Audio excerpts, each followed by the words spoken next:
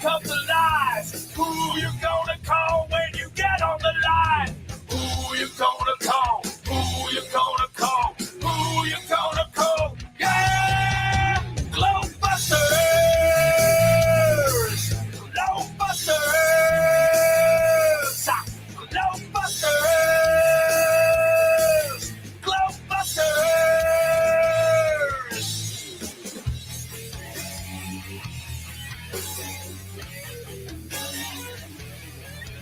If there ain't no curve, there ain't no ball. The globe religion's about to fall. We're gonna open your eyes so you can see who you gonna call if you wanna be free. GLOBEBUSTers! GLOBEBUSTers! GLOBEBUSTers! GLOBEBUSTers! Who you gonna call? Who you gonna call? Who you gonna call? Yeah! GLOBEBUSTers! GLOBEBUSTers! GLOBEBUSTers! And welcome everybody to GLOBEBUSTers. We accept the reality of the world with which we're presented. It's as simple as that. Hello, everybody, and welcome to another edition of GLOBEBUSTers Tech. Today, we will be talking about the polarization in the sky. We had Crow 777 on the last GLOBEBUSTers show last Sunday, and it just sparked a whole bunch of stuff in Cami. I know he was also on with Karen B and Mark Sargent Tuesday night. And yeah, Cami's been, she won't shut up. That's all I can say about it is Cami won't shut up about all these thoughts going through her head, and I love it. It's not a bad thing at all. It's awesome. She's getting back into her mojo, and yeah, she just had some stuff that she really wanted to share with you guys tonight. We were going to do it on gyroscopes and maybe try and get John Savage in tonight, but yeah, I wanted to run with this because Cami, she was, you know, excited about this, and I was too when she was explaining it to me. It was just like, whoa, this is huge. So, but before we do that, we're going to say hello to the panel. Starting off, I'll say hello to Miss Karen B. Karen, how has your week been, ma'am? It's been good. And I've been busy outside the last few days, which hasn't happened for a while. So that's been nice. Yeah, the weather is so beautiful right now, isn't it? Yeah. I bought more plants today. Nice. I've been buying lots of flowering shrubs for Karen Land. Karen. And I bet each and every one of those has some type of medicinal value. I don't know. I didn't look for that. I was just looking for flowers. I just wanted more color. So I was just trying to add... it's awful green. I will say that. It's awful green. And more not bees bad. for the bees. There you go. Yeah. Yeah, for everything. Awesome. Well, I just have one thing to say. Solar Scripture was too short last Saturday. Yeah. I was like, what? Even you were like, what? Are we done? So yeah, that was the only bummer of my week, really. Yeah, was Solar Scripture was just a little bit short. Yeah. You are calling it Solar Scripture just like I do. By the way, I don't know why you guys are calling it but whatever. I don't even care. because Karen, you know what we were talking about. The one thing that everybody that can agree on upon reading the Bible is if you really go through it, and especially the concordance method of doing it, where they're not telling you what to think, but you actually look at the words and analyze it. I call it Sola Scripture because when you bring it down to concordance level, I don't think any two people hear exactly the same thing. Everybody have not found anybody that has, in other words, even if you take a verse, just how many different thoughts come into each little verse. And so when you're doing it in concordance and the way that you guys bring up the thoughts, but you put out the details, what the words mean, and throw in a little bit of that, but you can, Jack's fine if you interpret differently or you are. So it's I don't know, it's very, very special. It makes it very solo. It makes it so it's your solo scripture. It's not a religion anymore. It's so I started calling it solo scripture because I think everybody should do it, because I think everybody should read the Bible and see what it means to them. And I'm very fascinated, again, that it has that ability that it's like, no, you almost have to read it solo because you really take something differently with it, I think. So There's a personal aspect to it. there's a very, very personal aspect to it that when you take it out of that aspect, I think it's lost.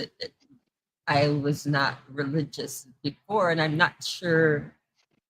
I'm intrigued. I mean, I'm intrigued and I'm spiritual. And one of my biggest intriguements is after like growing up in the Catholic faith and doing the things, even teaching CCD as a teenager. I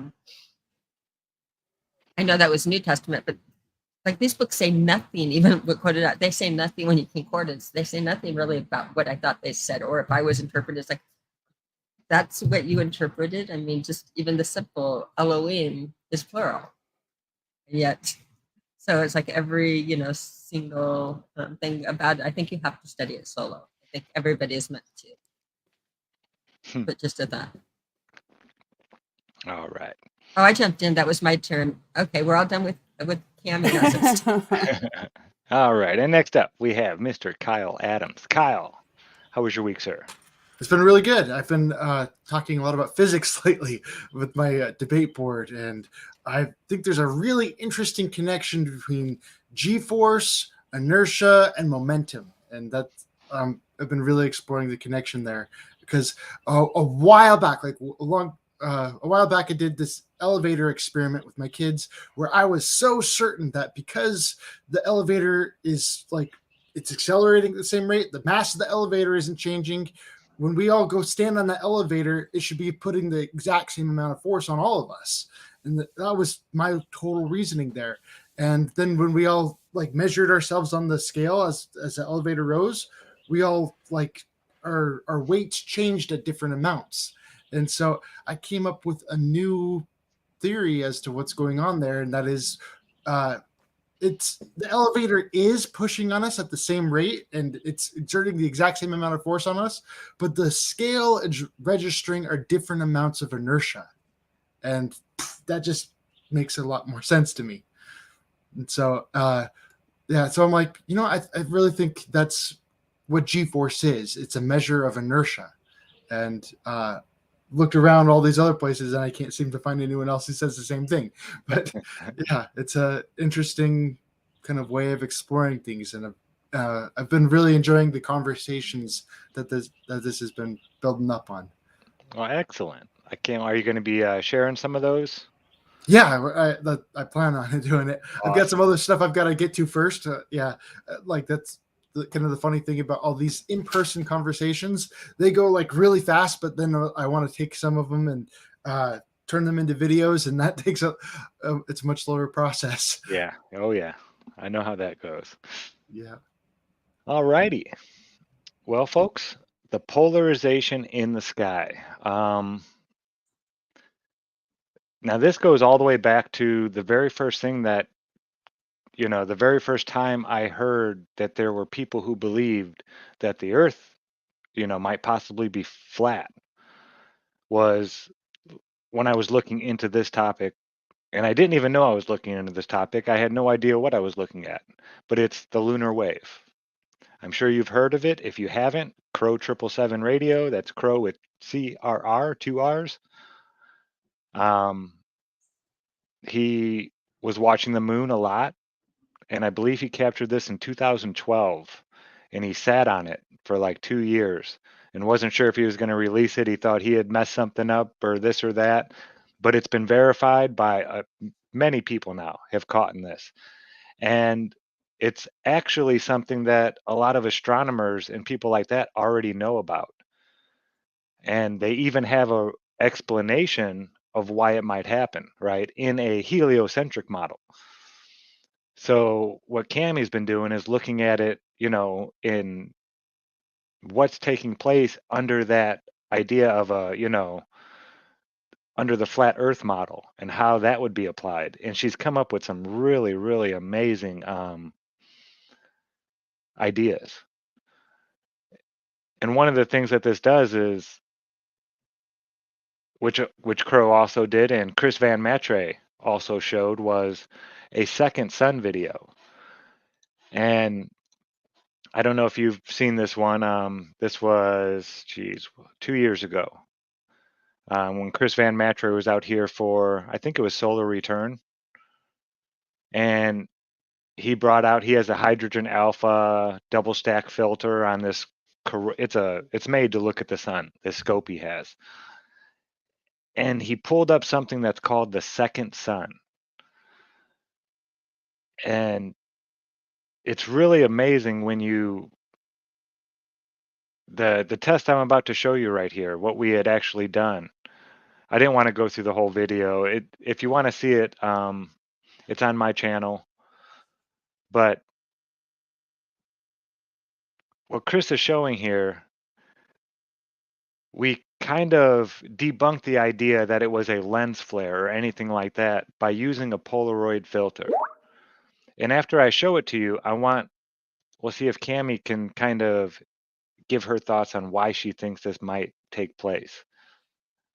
Because Crow had asked me to come on to his show and talk about this, because we had done this test, and then I did another test in my room with Polaroid filters and lights, just showing, recreating what we see up in the sky, what took place. So here we go. We're going to show this right here. It's not going to be a very good image. I apologize. Yeah, 720 is the best it's going to go. Okay. And we don't really need this. Drives me crazy how so many things it just can't capture accurately on camera. It's always better in person. Oh, yeah. So what we're doing, sunsets.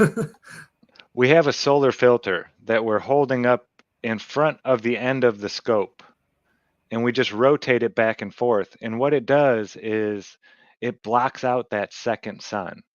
It can actually polarize the second sun. You see it right there. Oh, yeah, this wasn't shot great. I apologize for the... I think Chris might have recorded some of this, though, that we were doing. I was going to ask him to come on, but I know he's real busy and he's an hour behind. It's just 6 o'clock.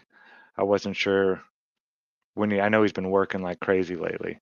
Let's see. Come on. I have a video of it too that I took when he did it in my driveway. I put the link in the chat. All righty. I will pull that up. Let's see. It might be one right sun. here. There you go. That looks like what I have in my video. And then, is this the one where we take the filter? It looks like an eclipse. It comes in from one side and it just washes over it as you rotate the Polaroid filter. Oh no, that was the actual sun. Now he's going down to the second sun. Mm-hmm. Yeah, and it's in different places. That's the craziest part about it. It's not always like down and to the right of the sun. Right. And Crow just got a filter, a really nice one, that he wants to really nail this down and figure out where this thing is. Yeah, I was looking at it on his picture. He posted a picture of it on Twitter. Okay. I know. Cami, you were out here during this. Yes, I was. Oh, I am horrible at filming this stuff. Yeah, he was recording it. Should we tell people what we are doing and the things that are going on while you're looking for the footage on it? You can play my video. It's only 5 minutes. Yeah, we'll play Karen's here. Let me, But in fact, I think we're throwing them into, because anybody new in the show is not going to have a clue of what we're talking about. I hope we have new people to the show every week. Okay, yeah, this is much better. Okay, should I play the sound? Sure, if you want. Okay. Definitely. Definitely. That's the one we don't see. And that's the one we do see.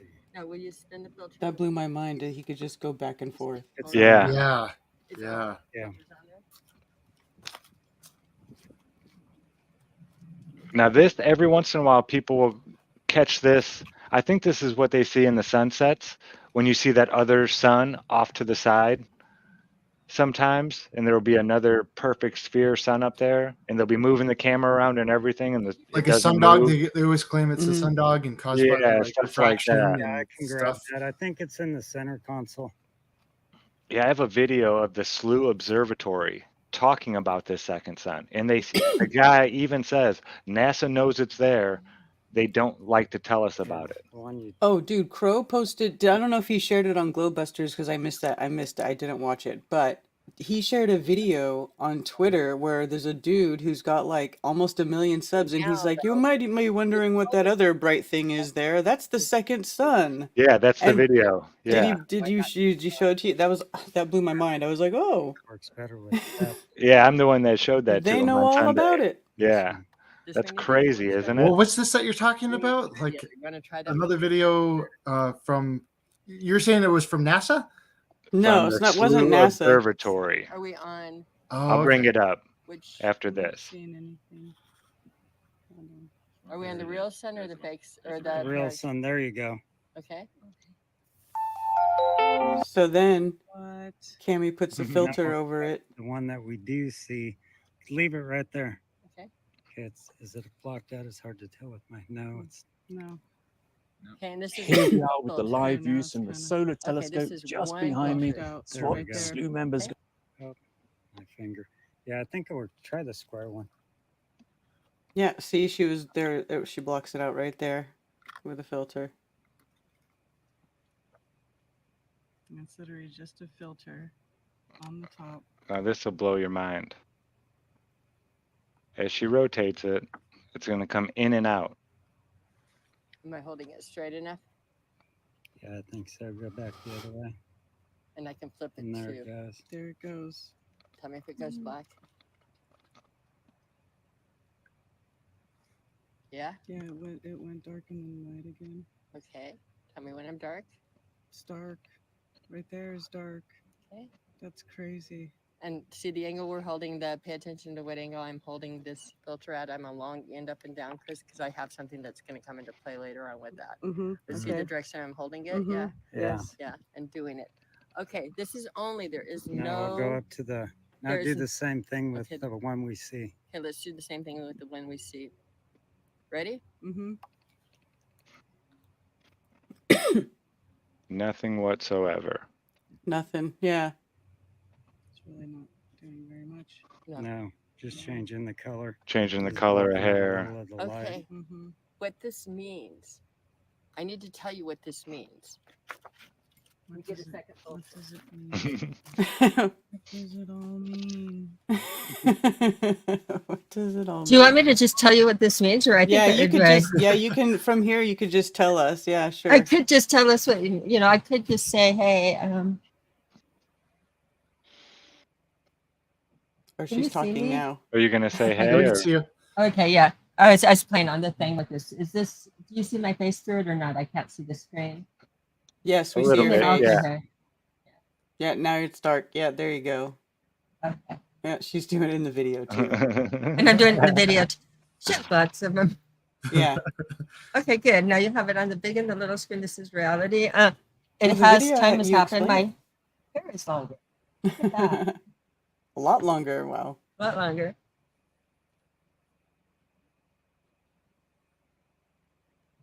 Okay, what's going on right here? This is very, very scientifically significant. What I'm doing. One of the things early on, and one of the things that got me with Crow is once in 2015, I was convinced that it was flat, and I had measured and did the convince. However, I couldn't keep on holding on to looking for things on why it wasn't. In other words, somebody's going to take me out of there. I want to know how it works. And so I'm looking at different things and putting them together and watching Crow. And one of the things I've noticed in the sky is when looking at how things work, you look at what's up in the sky and what the properties and the attributes are, and use what attributes we actually have, the actual attributes that that are there, that are tested and measured, that are not a black hole, or in other words, these are things that you can measure yourself, if that makes sense. Measurements you can take as opposed to stuff that you can do, not it's not theoretical science. So we do know that, like, the sun polarizes light and it gets scattered. We do know that electrical fields polarize light. We do know, in fact, I have a thing on it, but let's tell you first what polarized light is. Polarized light is when you take light, and I almost need a little mini blinds thing. I want everybody to close their eyes and picture mini blinds in their head, or look at me, and have a pair of mini blinds that are exactly half open. Now have a second pair and hold it in, and that's what you're doing when you polarize light. You are looking just in one angle. If you turn the blinds a little bit, you're looking through another angle. If you turn it to another, like this, you're looking through another angle of light, but you're only looking at light through a straight line angle. You're only getting the light beams from that one angle, not the scattered, no other ones. That's really, really important. We use this technology all of the time. You all have it. If you're looking at your screen right now, if you're on a desktop, you are on a fully polarized screen. And if you took a pair of polarized sunglasses and turned your head, your screen would go black. If you're on a mobile phone and do it, that is a circularly polarized screen, and that one is phased, so it will not turn black because they can't. Because people turn their screen, and if you work with sunglasses, it was a problem. So they used a different type of polarization. But polarization is simply making it so you can make a filter with little bitty lines through it, and it only lets light through in one direction. And again, why is this important? So what? Light is the same in all directions, but it's not. Light is miraculous. Light is really more. I want you guys to really wrap your heads around what I'm saying. When you take light and look at it through one angle and polarize it, and you look at light through a secondary light source and you polarize it, when the beams cross at 90 degrees, the light cancels out and goes out. So in other words, light is there, but you can polarize it through an angle, and at 90 degrees, the light goes out. You don't. So you think get of it like into, you have mini blinds that are like this, right? Mhm. And if you line up another set of mini blinds like this, the light's still going to get through there. But if Right. you turn them like this, they're going to have be a like tight weave. overlapping each other. Yeah, weaving. So then the light can't get through. And so you get into, hey, see, I'm going to present a minute. Share screen. And you're rotating that filter all the way around here, aren't you? Yeah, well, it's 90 Yeah. degrees. Once you find the sweet spot, Once you find the sweet spot, always it's 90 degrees. Just think of the mini blinds. Uh-huh. So if you did it 180 degrees, they'd be lined up again. Yeah. But at 90 degrees and 270 degrees, you would have it darkened out because they'd be overlapping again. So yeah, it's like every 90 degrees, it'll be at minimum, maximum, minimum, maximum. Okay, but we're looking at the second sun, and you're rotating this thing all the way around, and you're still able to see it. Right, but I've only got one filter in my hand, and this is what's remarkable. In order to get, this is, by the way, called the Faraday effect. This is well known, well documented. You can do it with, and I was going to bring up on my screen what can polarize light, which he's got it up in there in the waiting. And the things the Faraday effect was when you put like a metal cage over yourself to block the stuff. No, that's just a Faraday cage. That's a Faraday cage. But if you look up Faraday effect, people are, in fact, most people that look at the Faraday effect, they only do it, and they do it because they need it. They need to know that, like with electronics and that when you're looking through polarized sunglasses and looking at a mobile phone that you're turning this way, you need to adjust for it to cancel it out. The reason that you look through in one direction, just the way that you look through polarized glasses when you're fishing, is looking through one line of light clarifies things. It gets rid of the glare. It clarifies images. I think everybody at this day and age has had polarized sunglasses. Has everybody had a pair of them, gone fishing with them, see how things look differently? So we use them on this. And so engineers really need to know about the Faraday effect, because we have polarized films and all kinds of things in order to make light more, in order to shade light, make it more visibly less glaring and such like that. But you need to know when engineering these things, what's going to happen when you cross them, saying with photography and that you're going to lose certain amounts of light. So this is why when you buy people that go out and buy the Polaroid filters that you get for the cameras and try to do these experiments, these aren't going to work, because instead of the Polaroid filters just having straight lines on them and that, the ones on the circular polarization are phased so that you will never completely go out, because they're looking to reduce glare. But if you're taking pictures, you never want the lights to go out. To understand, you never would want it to any of them to ever meet at 90 degrees. Are you following me, Kyle and everybody? Mm-hmm. That regular Polaroid filters, just think of them literally as like thin lines Really on a page tiny or on a thing. mini Really blinds, tiny yeah. lines that you can Super just look tiny. super tiny, that microscopic, because again, if you blow up Polaroid filters, that's what you have. It's just microscopic. They fill in the lines and they make it so you can only look through one direction. I'm thinking of like those like sunglasses that just have like the bars across them. It's kind of like that, but in like micro version. Yeah. Right. Except for it is micro, and that's what polarized glasses are. That's why you polarized glasses. And if you talk about aviator glasses, the funny thing about aviator glasses, they had a really original intention. Aviators needed to wear aviator glasses, not polarized sunglasses. Because why? Anyone? Because the windshield of the jet is polarized. And if they had polarized glasses on, if they tilted their head, they could lose the windshield. Oh wow, So, I did not know that. So that would be they can have sunshades on it, can shield it, but can not have those little lines running through. A lot of their equipment on their dashboard is going to have polarized filters on it. So again, having that and tilting polarized, like a why? polarized Because it makes windshield. Because it reduces all the glare coming in, so you can read your less on the eye strain, much clarity on everything, your equipment, the whole bit. So it's a much cleaner look. You can see a lot further in the distance. It clears up a lot. It's a brilliant, and you can angle it so again it's not hitting the sun thing. You can, it's again the way they angle it is brilliant. But a pilot cannot wear polarized sunglasses because. So here, this is where engineers need to know the Faraday effect, right? They need to know it on paper, but are they really looking at what's happening and how miraculous it is? Which is very different from Faraday cages.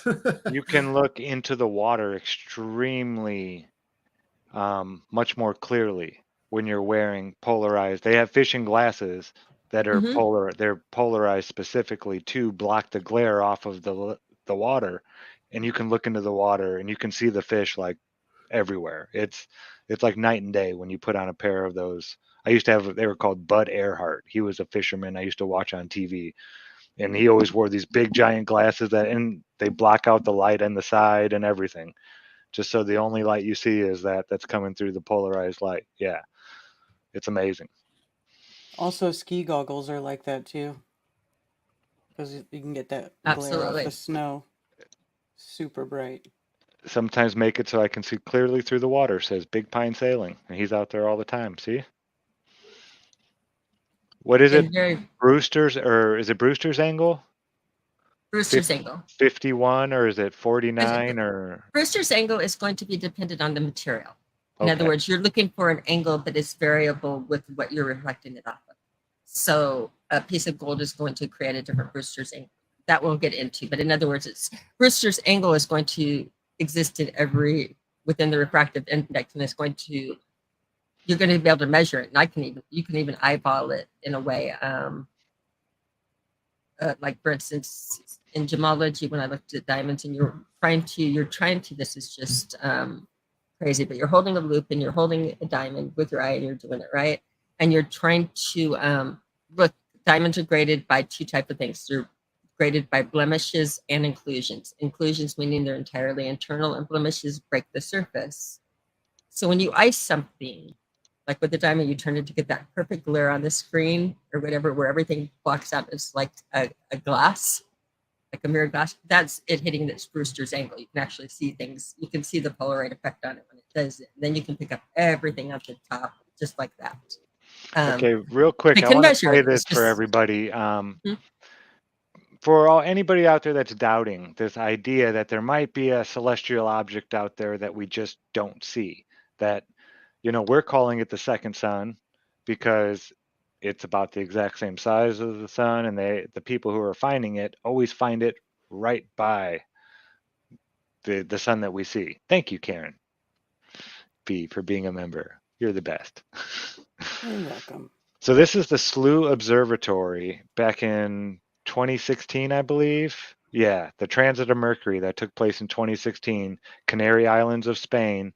You can go to their YouTube page, 102K subscribers. It's not like a a conspiracy theory type of channel at all. It's, you pay them, you can go to their website and you pay them and you get 15 minutes to tell them where to point their telescope in the sky and look at stuff.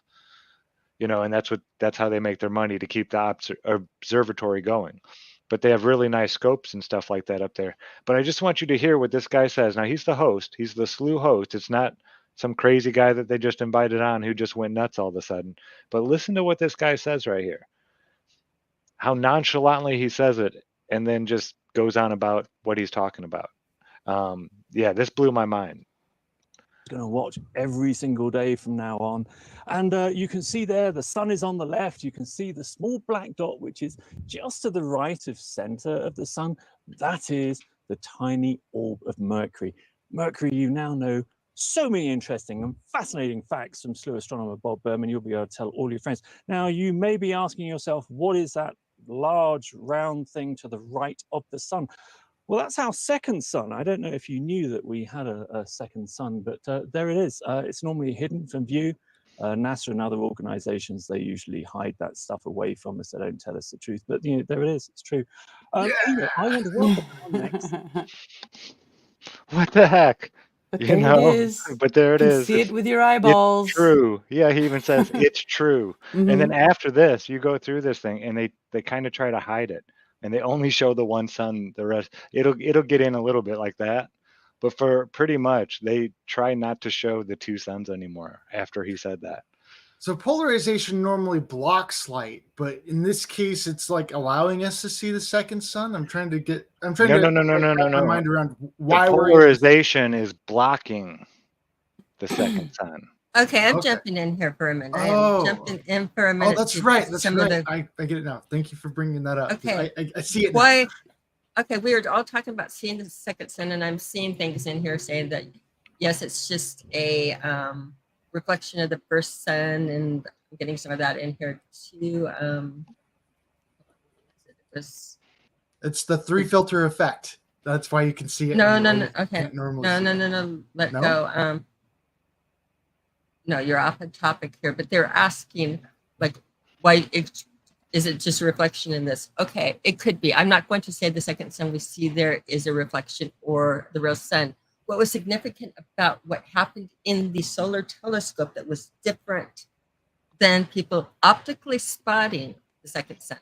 Because we've worked with domes, we've worked with different things. We've worked with on the second sense that you can see. I want to see more than the optics. Too many things can cause the optics. If you put a miroscope in, like again, if you made, again, the firmament of vault of looking glass that creates a emitter, a hologram type of emitter, which we've showed you, it's got that right there. You can create multiple angles at different angles. And again, they're visual. There are so many things that can cause the optics. So many things, not limbs, limbs for that you can measure, you can say they know. You might be able to predict it, but what was different about what we got in Chris's telescope was the fact that whatever it was, I could take out with one filter. In other words, with one polarizing effect, and only that one object, in other words, it did it specifically on that object. That is impossible. They're telling me that somebody, I'm either saying that what was there was real and casting a polarizing filter effect, which could be, again, like a sun, a magnetic field, you have whatever we were looking at that looked just like that second sun was producing a polarizing field that worked out, that went out with one filter. This is what's significant. Not that you saw it, not that we turned and saw it, but the fact that you could take one filter and make it go away. Something was reacting with it. That is impossible. So people threw at me at Brewster's angle, which again, even when I took this, I know people are going to do Brewster's angle, but I know about Brewster's angle. I worked under a microscope, not telescope, but microscope, and we had the same issues. But I worked, again, with refractive index and all of my dogs getting in trouble. Okay, so I'm thinking about So the it's the different significance of polarized. the fact that, okay, no, it's the fact that you could think. I want you to really, really think hard about it. It takes, you're adding in three filters already, and I'm going to go into what can polarize light. We know that I was putting the telescope is not polarized, right? And if everything was going to polarize out and go with the telescope and the mirrors, when we were looking at the real sun, the one that the one that we see, when we were looking at that and pointing it, that should polarize out. They're saying that the light is scattered from the sun and we're not going to get that effect. Remember, it had very little effect. But I take a Polaroid filter and I turned it on the real sun we were looking at. Remember how we saw a little bit of stuff, but not much? Like you saw it darkening and getting lighter and darker, but nothing more. There could have been a little bit of polarity affecting up there, making slight differences, but there was no full on 90-degree crossing. In other words, you did not have a Faraday effect. You did not have a strong, whatever was on the telescope, on the second one, what we were pointing it at, it was reacting with me turning one filter, Kyle. One. Where's the other filter? What is producing for that one spot, that one circle that looks at the sun? Only something physical can produce that. I can like bring up let's share we're looking screen. through the filter that when you're holding up the two filters there, we're talking about I'm holding up two filters, but I'm only doing this. I am doing what I'm you're doing just doing a on the demonstration telescope. of how it can block out. Right, but when I'm in front of the telescope, there's only one filter. Yeah. I'm only putting one. I'm saying what is causing that object to. Okay, so there's one in front of the telescope, and then there's the one in the sky, because the sky polarizes the light that passes through it, and so that's two filters. The sky's not going to give a full polarization like that.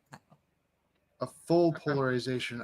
In other words, you had just on that one object. Otherwise, you just turn one filter, and you'd wipe out the sky. You can't. Think about what you're saying. If you did that, I would turn this, and the sky would take everything out.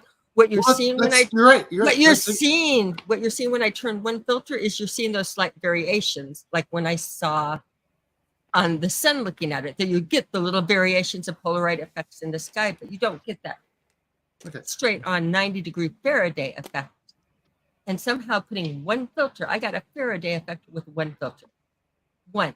Shouldn't be Faraday effect is the blocking out where it goes black on a specific. Yeah, here I'll show you. I have Brewster's angle. This video right here. It's a quick one. It's only 440, but this should I see myself explain yelling at the screen now. Calm down, Cammy. Calm down, Camera Joe. Okay, we're gonna play this one, and this should help explain a little bit of what might be going on. Hello, everybody out there in YouTube land. This is Good Times for All. There's actors and power if you prefer. Today's video, we're going to take a look at polarized light and reflections. We have our camera here pointed at our original light source, which is a flashlight, and our reflection, which is a hemispherical lens. As you can see, we can see both reflections in the camera. I'm going to go ahead and start this recording now. And you should see the other video up in the corner of the picture. So we will take one of our Polaroid filters here. And these are kind of scratched up here, folks. We've been playing a lot with them. But as you can see, nor here or here, when I put it in front of the camera and rotate it, nothing really happens. One Polaroid filter doesn't do much to the light source. What I found was very interesting, though, when I cover the original light source and grab the other filter, you come back here and look, and as I put it in front of this, the camera, you'll see here, watch this.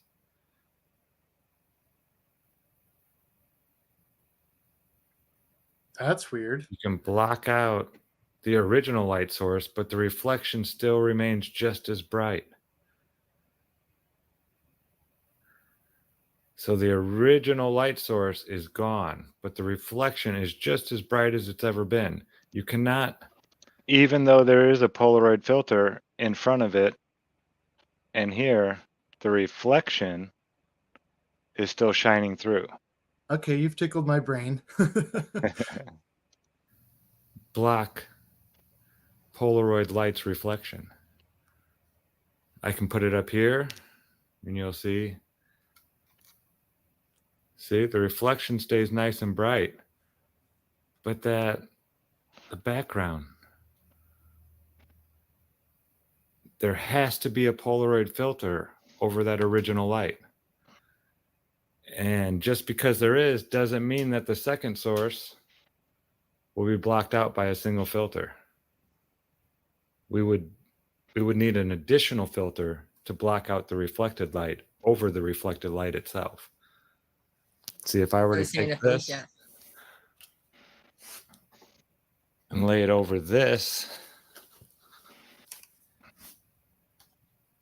now that one disappears and is gone. So it all has to do with a polarization field, I would call it. Mm-hmm. You need it's to not have some just kind a of filter. field polarizing a light source in order for a single polarized lens, like I have here, to actually block it out.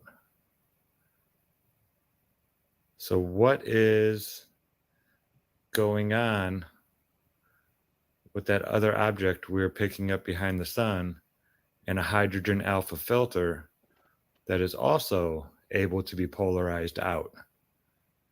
I keep This thinking is about the bees. The only way I can I'm still get thinking light about the bees. polarize any type of man-made light is by putting a Polaroid filter in front of it. So here you've only got one filter in front of one of the lights, but you I don't just have a thought that was filter in front of both of the lights. And so, Right, No, so- yeah. if you had a filter in both of the lights, both of them would go dim. And as I understand it, from the whole video about the polarization with bees, and the sky itself is a filter if it polarizes light that passes through it. So that should be a filter that covers both suns, unless one is above the filter and another is below it. Okay. The sky filter, the way it looks and doing it through the sky, is going to scatter your polarization. It's not, in other words, you've got the scattered with your bees and that you see it. It's not coming to us as polarized light. It's all scattered. The sky scatters the light from the sun. I get that. Mm-hmm. And so, but the sun itself, they say, produces polarized light, and you can see it's an electromagnetic sun. So if you did, let's just do this. Let's. I think you have me on present. Try presenting me. All right. You are presented. We're just going to ask Google, what can polarize light? Well, light can be polarized by passing it through a polarizing filter. Hell, that's what we've been doing. A polarizing filter has all its molecules aligned in the same direction. As a result, only waves with vibration aligned in the same direction can pass through. And it's showing two things with and without the polarized filter and how much the polarized filter clears up your image. You can look into this a lot. What is polarized light? But what causes polarized light? You can have different refractive indexes that's going to get there, causing components, several ocular shifts, part fringes. This we're going to get into later, because this is, again, when we get to the lunar wave and this, which is fascinating. There are a few what are two ways to polarize light? There are a few methods used in polarization of light. This is estimated polarization by transmission, reflection, scattering, refraction. And not an easy, again, and you're going to show that, but how do you polarize a light show? A beam of light from the sun, a halogen or an LED lamp is composed of multiple light waves which vibrate. To polarize it, you have to put it in front of it. That tells you how to do it. But they're not. How is light naturally polarized? In nature, reflection from the dielectric surfaces such as calm water, and that's your that is your Brewster's doing it, is polarizing it. It's where you damp out. Come on, get us good patterns and properties. This is crazy, but no. What else does it? Yeah, electric fields polarize light. Magnetic fields polarize light. What light cannot be polarized? Zach, longitudinal. In the same way, you can't put two filters that are in the same direction in front of each other and have it do. And magnetic fields polarize light. Light becomes polarized as it passes through magnetic fields. Light becomes polarized as it passes through electric fields. This is how we learned about the Faraday effect, is not using filters. We used the filters to mimic it. But what the Faraday effect was is that when they crossed, Faraday saw that when he crossed the light or the electrical beams, the light that were by the electrical field, they crossed out, and that's how he discovered it. We mimicked it and we made technology around it, but polarized light was found in nature and we mimicked it. And we found it again in magnetic fields and electrical fields, electromagnetism. Of course, magnets interact with light. It'll also change the direction of the electric current, a stream of electrons. But yeah, electric fields, they should just tell you easy. That's crazy. Light is polarized by passing it through a polarizing filter, or starting with a polarized, again, running a polarized light source, or running it through an electrical field or magnetic field. Again, you'll get I wonder what would happen if I were to polarization. look through a filter at a set of power lines or something, because I hear that there's a lot of a big field around the lines themselves. Right, and you're getting a little bit of disturbance on that. What do we have in the sky that suggests, that would polarize light? We have the sun, they say, which makes polarized light. We also have, let's do this. Bear with me, people. I know this looks as a heliospheric current sheet. I did not name it. It was discovered, again, an energy type of thing. Something that was seen, that we're picking up the little things. Like I think this, again, could be. It's a rotating magnetic field that we're picking up above us. We're drawing it here as the sun at it because they're using that reference point of it. But these are actually boundaries that we measure, that we have something called the solar boundary crossing. But this is an electric field in the sky that, of course, it's a current sheet. It's an electrical current with a current density about this. We know passing through this is going to, you get hit with it in the Archimedean spiral, that's going to have a polarizing effect. The sun itself polarized. I imagine, I have a feeling that we have an energy column up at the North Pole that, again, light might get polarized going through, because I don't know that, but that's what would make sense in an eclipse. I wonder what the polarized field will look like on a 24-hour time-lapse video. One of those things I've never seen anyone do before. Yeah, I've never seen a 24-hour time lapse of star trails. You would think, since they claim there's places that are dark for weeks at a time, somebody would get a 24-hour star trail and watch, at least get Polaris on its whole path, making that little circle. Because I've always wanted to see how big that circle actually is. Yeah, on a star trail. That's something that people don't really do, and I don't think enough people really understand how it doesn't take 24 hours to make a star trail video. A lot of the star trail videos, you can make some in as little as 15 minutes, as far as I'm aware. Well, yeah, you can do that, but then, and there's software that'll say if you add this much more time, it'll go this much further. But to actually catch it, for my Nikon, it was 2.5 hours long. Was the longest I could do one. Yeah, they're usually pretty long. Whenever I do them, they're a star trail. It's out there for a while. I mean, if you want to get a good circle, you know. Yeah, the longer you let it run, the longer the lines will be. But there are, like I said, there are programs out there where you can just take a picture of the stars and be like, make star trails. Oh, wow. For 8 hours, and it'll, just rotate them.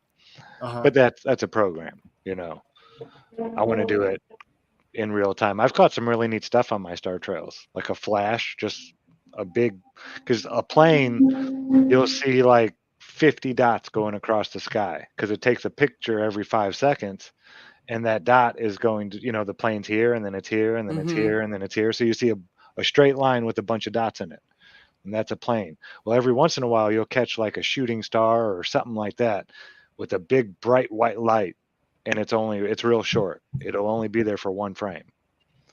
Yeah, I've caught a couple of those. Yeah. The other thing I really want to do is get infrared camera. Do night vision on the sky. Ever since Mark Sargent, when he came to Salt Lake, he told us like, you want to see some wild stuff? Look at the night sky with night vision. Yeah, You I have see a some night vision wild stuff. monocle. It's pretty awesome. The stuff you see up there, it's crazy. There's some stars that are brighter than the stars we see up there through night vision.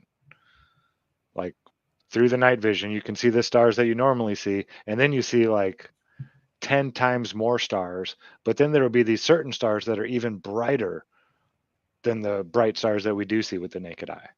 Yeah. But then you pull it away and they're not there anymore. Yeah, Just it's night vision. wild. Just something with that infrared. That's why they make it so expensive. Whoa. Exactly. Yeah, I think Crow was looking into getting night vision for like a telescope, and the cheap ones are like tens of thousands of dollars. Yeah, it's ridiculous. Yeah. Only want certain people to know it. Mm-hmm. All right, Cami, did you have any of that one thing you were talking about, that wave?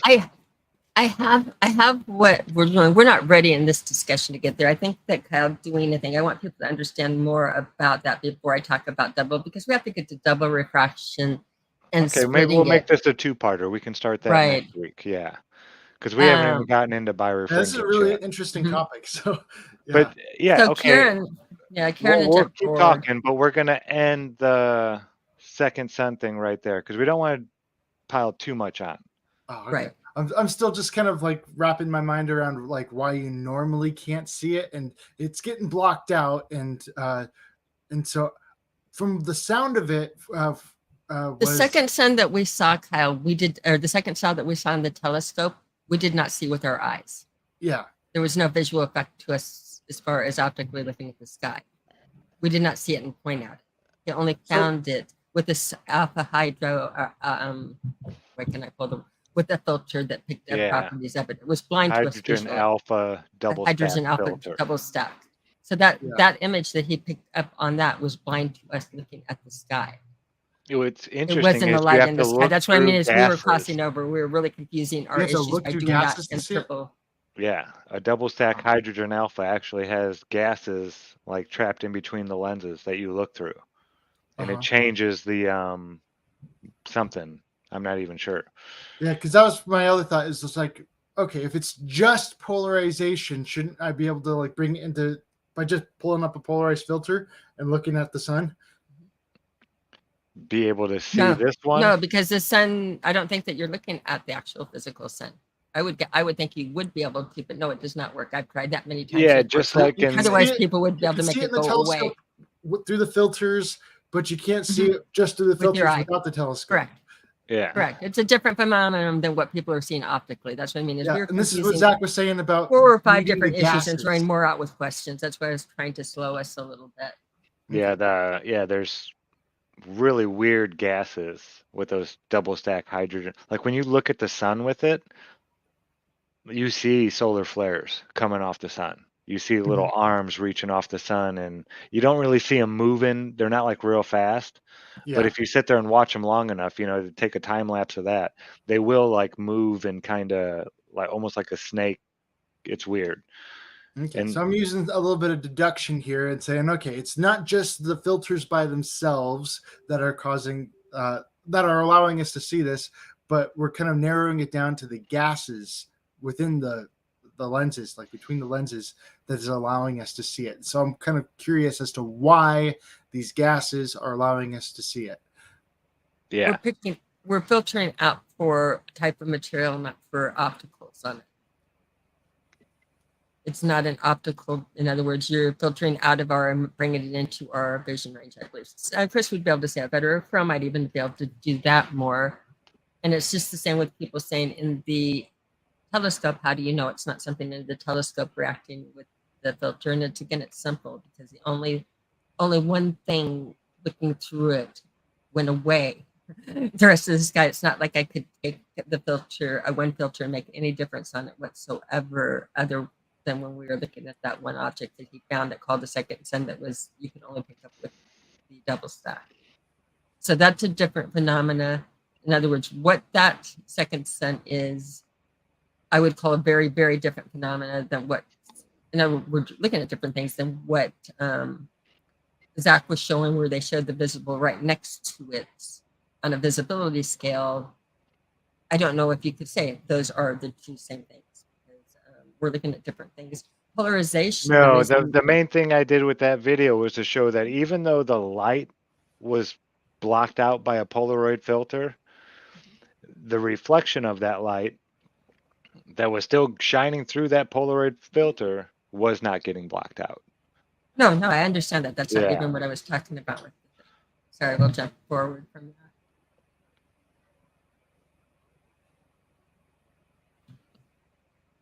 Well, all right. Did you have anything else you wanted to show tonight, Camera Joe? I know we're going to be getting into birefringence and stuff. We'll do that one next. I don't know if we're going to there. I think I wanted to get in with Cal, but what I wanted to say is with polarization in the sky, it's not a simple 1-2. In other words, polarization, you guys have seen me do it with 3 filters and bring light back into it. You've seen me do it with anisotropic and show how you can split colors. You've seen with Tau and the Beast. In other words, it's not that Faraday effect is not the only thing it does, but it does control, like it has a definite effect of, on lights and the way that the light vibrates, predates. And again, when it matches up at 90 degrees, you get, again, lights out.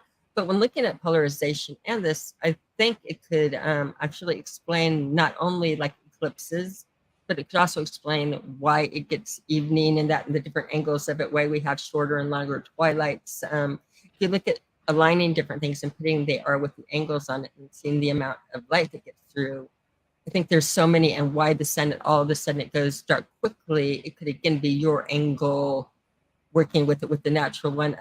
Again, different things that we're not looking at. These are things that are actually up there. So when looking at how the world works, or how, again, it actually functions, you should be looking at the properties that are there. And the properties that are there that naturally occur in nature are amazing. Again, connecting into the thing and applying what is already there and thinking of how they would work with flat Earth, it's pretty remarkable. I think your thing will do it because, again, the double refraction in the lunar wave is going to get very complex for tonight.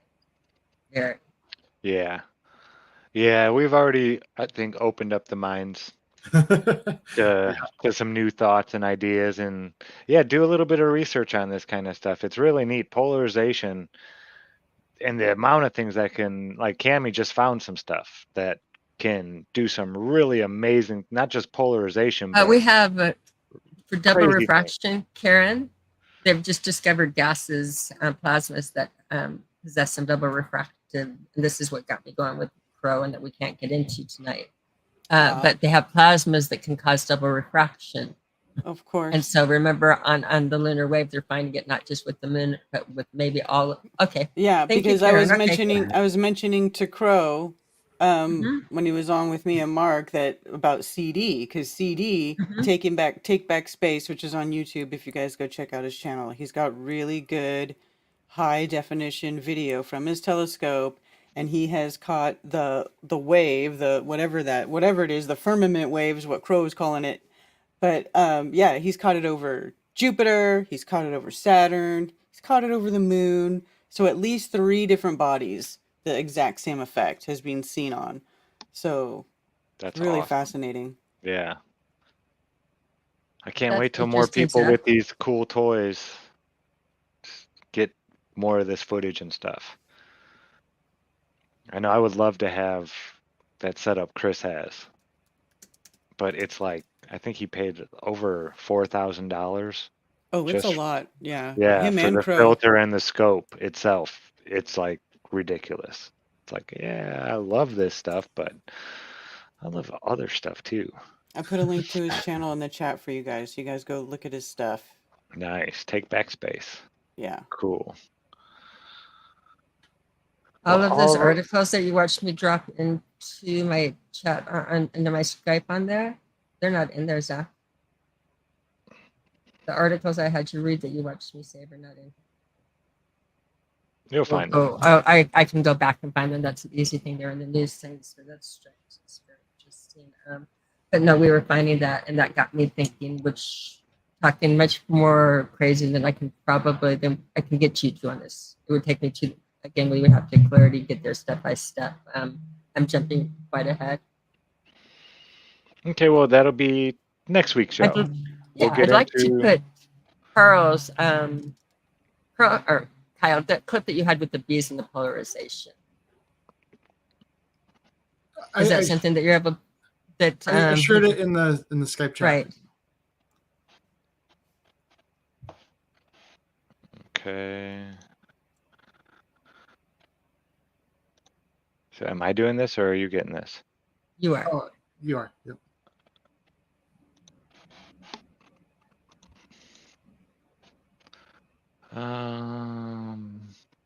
Okay. And we'll put this over here and go like that.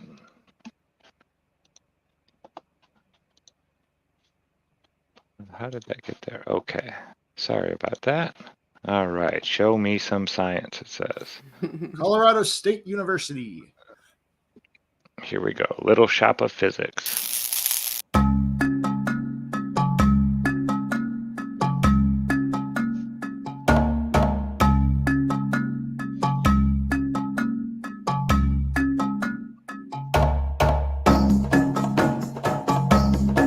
The sky there was going dark in one when it was held at one area, and then light at a different angle.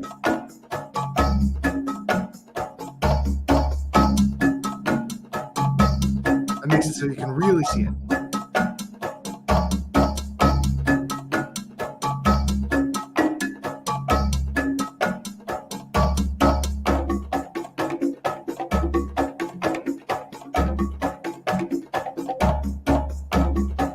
Wow.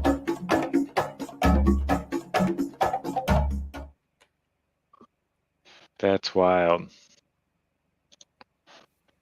I had no idea. How did I get there? So there's a path across the sky that was getting dark, and so there, as soon as you applied that second filter to it.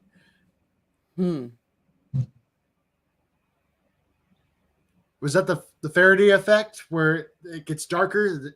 Am I understanding Yes. the Faraday effect right? Okay. When you So cross the Faraday the effect was doing that with just one filter in front of the sky, because the right, sky we were itself is using a one filter. filter, and so it's like, who are you saying that somebody is up in the sky holding another filter in front of the object that Chris is looking at, or is somebody holding it? In other words, Okay. where is the other effect coming from? How are we able to phase out this item using polarization? How are we able to phase out this entirely with only one filter? I'm just saying that in the B video, they just held up one filter to the sky, and they were able to get the sky to go dark with just one filter.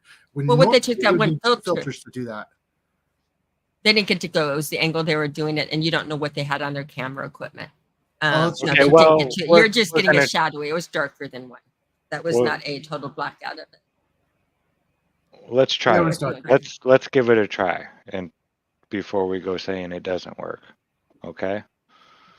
I think we should, because that looked pretty polarized right there.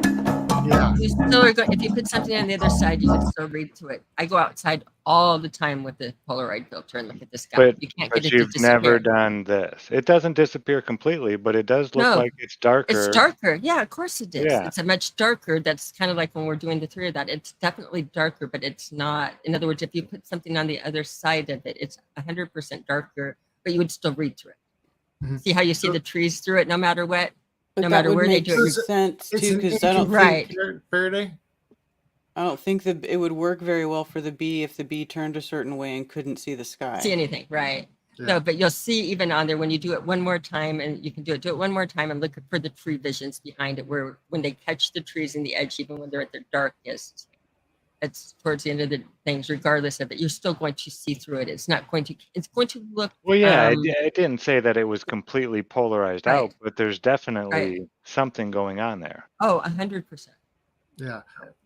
And so normally it takes two filters to get normally it takes two filters to get something like this, like you kept holding up and showing that two filter effect.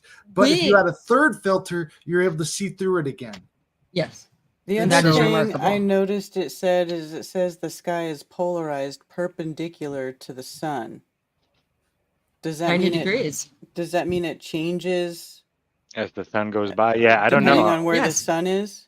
I want to make Well, one of those. That's well, that little B thing kind of pointed, made that line on I'd there. like and to that's- see that in front of like a compass and like at different Mhm. times. We can Yeah. for sure make these pinwheels. This is just keeping the same. In other words, you have to cut up the pieces all in the same orientation and then move them around instead of having the paper together. But yeah, I'm gonna go order suppose you some of change these right, like right now. Yeah, it's really easy. Just get it in sheet. In other words, get a sheet of it on Amazon, or even get some smaller ones because it's much cheaper to get many smaller pieces than it is to get a large sheet. So actually cutting up little ones like this, getting a whole bunch of small ones, I don't know why, but it is. It's much cheaper. So if you don't need big pieces, get a whole bunch of little ones. That would be an easy one for us to do. That's a good one to set up. And I think it's going to be needed. Like I said, my brain has been in shutdown for the last year pretty much. And I apologize that listening to Crow again sparked some things and got me running on some different ideas and tying in with polarization. Again, that they're now confirming that plasma can cause double refraction. That would not affect the eclipse, that would affect the lunar wave. Again, there are so many different ways to apply this in the sky, so many different ways, and we know it's there.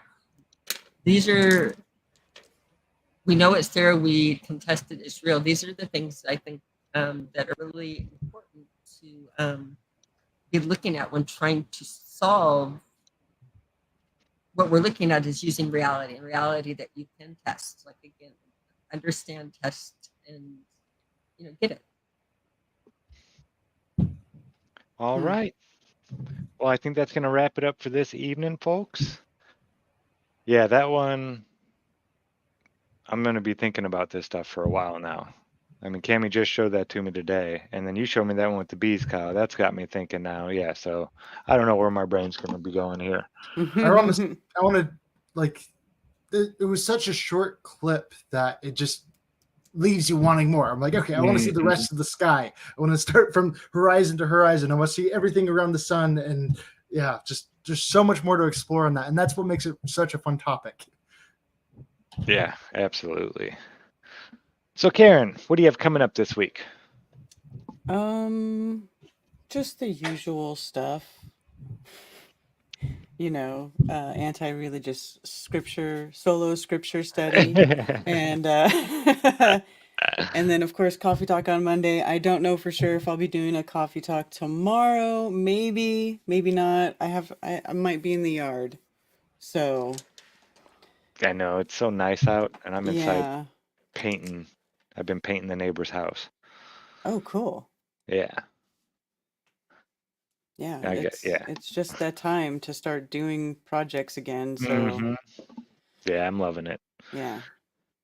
And we have peas. Peas have sprouted. Oh, nice. Spring has sprung. Easter will be on the 31st of March this year. I used to argue with people that told me Easter can't be in March. It's like, yes, it can. Right? It very well certainly can. Easter can't be in May, is what it can't be. Right. Right. Definitely not. Oh. So Kyle, what do you have going on this week? I've got another common ground debate that I'm working on publishing that actually makes a resolution, which is amazing because in so many of my different common ground debates, they just end in an impasse. But this one has a resolution. So I'm really excited about that. It's about Newton's second law. Nice. All right. I can't wait to hear it. And Cammie, what do you got going on this week? I'm going to be cleaning my office. It's good to be outside again and on my computer where I can see files and share screens and try to engage my brain and get it to start working again. The eclipse is coming, and this is a perfect time to be doing experiments and things with everybody. Everybody go to Amazon or grab Polarized sunglasses around the house and that. Again, cut up. You can cut them into itty bitty pieces. I'm holding them here. I don't have them. I have a whole bunch of them. I gave out at Oktoberfest. They're like 1 inch by 1 inch. It doesn't take money to do this. It just takes the effort and the work. So do that, cut it. You can try some of these experiments yourself, because the more you work with polarity and how it affects, again, just doing it is one thing, but really think about what you're doing. You're doing this by changing the angle of what you're looking at. So looking again at the sky, how differently it looks all around. So again, I think we have to think about what it's doing, and think that even though we're using these filters, that nature does this all of the time, everywhere. So again, we can draw the lines, but nature does it better. And for the person that put on the thing with the pilots, of course, they have to wear sunglasses. They go blind at the high altitudes. I am not saying they don't need sunglasses or that high altitudes. I'm saying that they need to be shaded glasses instead of ones that they just can't have that polarized effect to it. You can have dark sunglasses, light sunglasses, anything. The polarization is, again, you can have sunglasses. Polarization is something you add to it, not Yeah, when you there's get certain sunglasses. types of polarized light and you look at your, certain computer screens are polarized, and All it just computer totally screens are blacks it out. polarized. Yeah, it'll just totally black out your computer screen if you take your polarized, probably if you turn them this way, 90 degrees. Yep. 90 degrees. They are polarized horizontally on your desktop, and again, your mobiles that you hold that you're meant to, or any of the things that you're meant to change orientation on, they have factored in for that, and those are circularly polarized. So you'll see, if you played with one filter on top, you can see like little phase marks like you had there, where they're intentionally phased to not polarize out. If you had sunglasses on another filter. And as for me, I will be over at freeworld.fm tomorrow morning, 5 a.m. Eastern.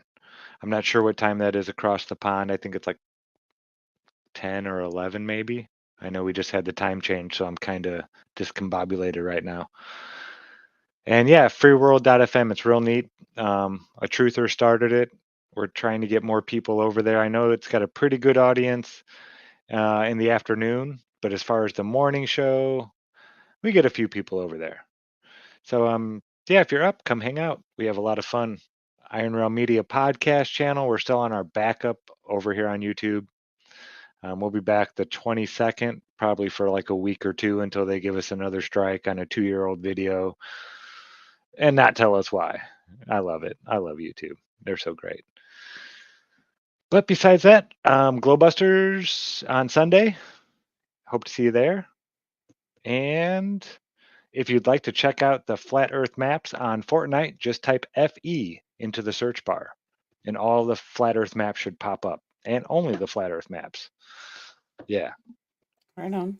We're beta testing them right now. We're trying to get it's not out. I mean, they're done now. It's Fortnite's fault. What we're waiting on now. There's even a little disclaimer up in the corner. It says, "Oh, we're not showing this on certain people's things," and blah blah blah blah blah. So we're just waiting for them to fix that, and then we should be going live with it. So yeah, it's fun. But yeah, y'all have a great rest of your week. Hope to see you tomorrow, or maybe Sunday, or maybe Monday over on Karen's, maybe Tuesday night over on Karen's. Or we're always on. We're always on somewhere, folks. So that's it. Remember, be good to each other. Don't lie to each other. Open your mind, because there's truth inside. Peace out, everyone. All right. Peace. Peace, y'all. Peace.